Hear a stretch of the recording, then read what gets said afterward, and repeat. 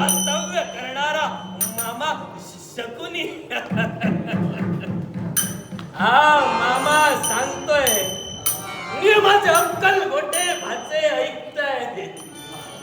या साऱ्या भाच्यांचा हा शकुनी मामा. पण आपण आल्याची जाणीव माझ्या लाडक्या भाच्या सुयोधनाला द्यावी. अरे सुयोधना,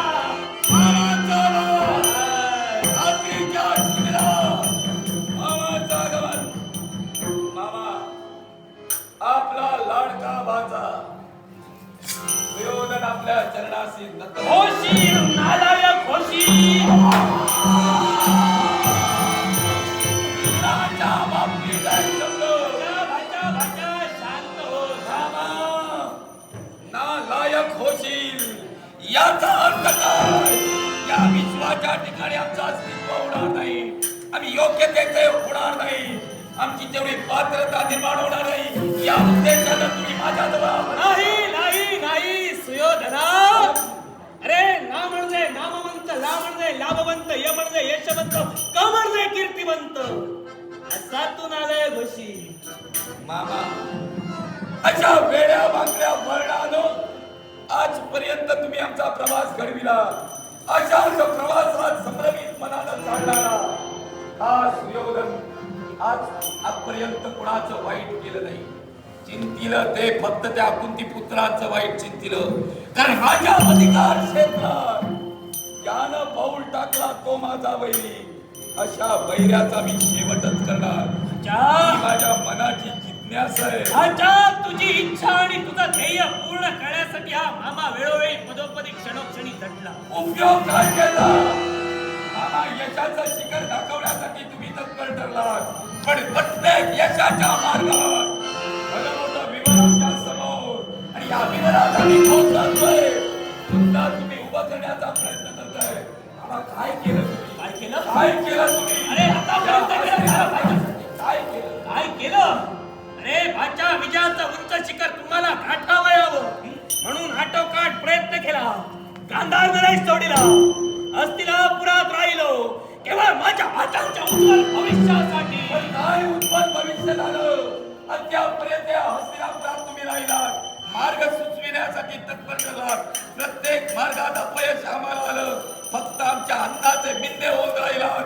मार्ग सापडेल भाच्या याला कारणच तू आहेस. याला कारणच तू आहेस. सर्व गोष्टी माझ्या मस्तकावर फोडण्याचा प्रयत्न कारण आहे. कारण आहे. कारण काय? तो तुमचा म्हातारा, तो भीष्म. पितामह भीष्म काय केलं त्याने? काय म्हणताय? यांच्या बाबतीत आपल्याला नेमकं काय म्हणायचं? एकच मला सांग. अरे त्याच्या एवढा धनुर्धर या विश्वात दुसरा कुणी माझ्या नेत्रात तरी दिसत नाही. त्याच्या एवढा पराक्रमी माझ्या या कौरव पांडव कटकात मला कुणी दिसत नाही. गंगेचं पात्र स्वतःच्या बाणाने अडवून देवेंद्राला सुद्धा मनात भीती निर्माण करणारा या हस्तिनापुराचा वीर म्हणजे भीष्मराव. मग तो योद्धा मनात आणला असता तर या पाचही कार्ट्यांना एका दिवसात धूळ टाकू शकला असता भाच्या. आता पहिल्या दिवसापासून तो कौरवांच्या कटकाचं सेनापतीपद भूषवित आहे. मग ते ती जबाबदारी त्यांच्या जवळ दिली. ज्येष्ठ आहेत, मार्गदर्शक आहेत, पराक्रमी आहेत, अस्तित्ववान पुरुष आहे आणि या हस्तिनापुराचं संरक्षण करण्याची जबाबदारी संरक्षण त्यांनी घेतलेली आहे. अरे खातोय तुमचं आणि गातोय त्या पांडवांचं.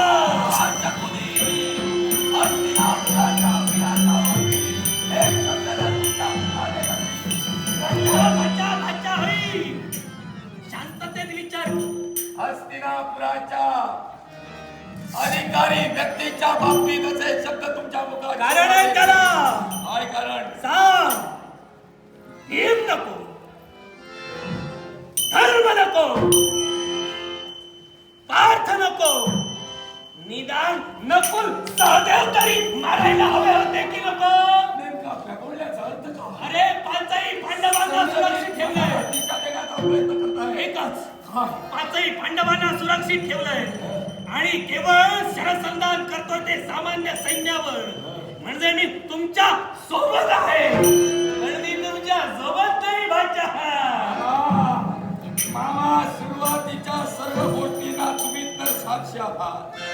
सेनापतीचे अधिकार देत असताना तुम्ही तर होता. होकारात होकार तुमचा सुद्धा होता. अधिकारासमोर काय बोलणार? बुद्धी तुमची चालत होती तर त्यावेळी माझं काम केलं. पण आता भाच्या मार्ग आहे. काय मार्ग? एकच. गेले ते 7 दिवस. 7व्या दिवसाची रात्र. या 7 दिवसात प्रत्येक वेळी वेळोवेळी क्षणोक्षणी पांडवांच्या कटकात पौर्णिमेचा लख प्रकार. याला कारण काय? एक म्हणजे तो मायावी विद्येत प्रवीण असणारा घटोत्कच आणि दुसरा अरे तो पार्थाचा कारटा ते शेंबड पोर इरावत. इरावत नाव घेतल्यानंतर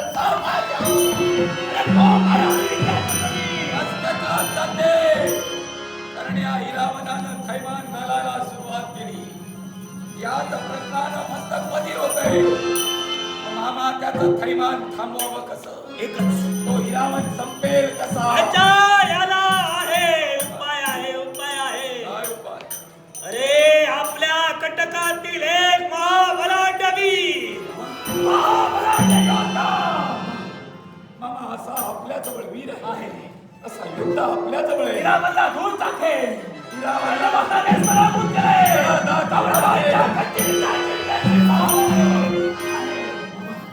मामा सांगा, हा तुमचा भाचा अर्चबळीत झालाय. जडाचा त्याचं नाव सांगा. आता त्याला पाचारण करेन शत्रूचा संहार करण्यासाठी आणि युद्धात विजय मिळविण्यासाठी. त्याला मी माझ्यापर्यंत पोहोचेन. मामा सांगा लवकरात लवकर. कोण आहे? युद्धाच्या पहिल्या दिवसापासून केवळ तुझ्या आज्ञेची मार्गपरीक्षा करणारा मायावी विद्येत प्रवीण असणारा तो म्हणजे अलंकुश. मामा, हातातील पासे तुम्ही नेहमीच चालवता, पण बुद्धिमत्तेचे पासे एवढे वेगानं चालवाल याची कल्पना या तुमच्या भाच्याला नाही. आणि म्हणूनच आमची बुद्धी तुमच्या समोर कमकुवत ठरली. आज तुमच्या मुखात स्वच्छ मारे पडले.